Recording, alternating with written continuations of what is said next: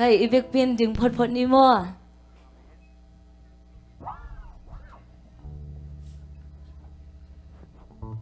tu ni mete ni khara jong imu ngei nai lo tu ni le som le kwa khagiat kha ni pi masani mai lam chang jong imu non lo ding imu ngei nai vel lo pasiani abol thak ni hoi te tu ni na to pai na jidam takin ong mu sak to pa tunga lungdam ko masahang amen tu ni na nong pai nau jong no vai thu pi kha jong nu sia a pasian mai pha jong ning ong chi jong hi the a hi ge le dam lo pi pi mai na pasian mai pha jong ning ong chiang pai jong ata te jong om ding hi ya tunin tua te campel to pai na singlam te thuang zo sakhin zo hi amen tunin na ilung sim campel sum khai na to pa min phat jing ina ong zo no mi iso tang bang bang na to pa min phat khom ni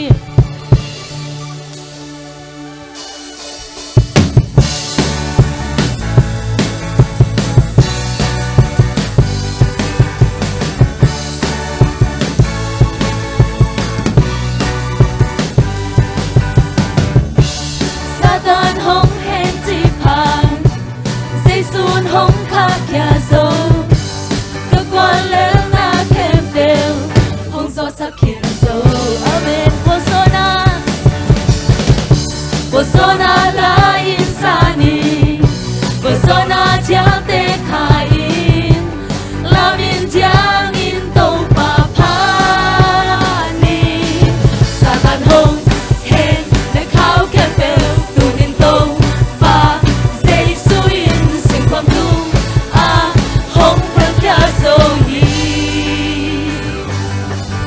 Isok ta so yi Ona ko sung pan Ông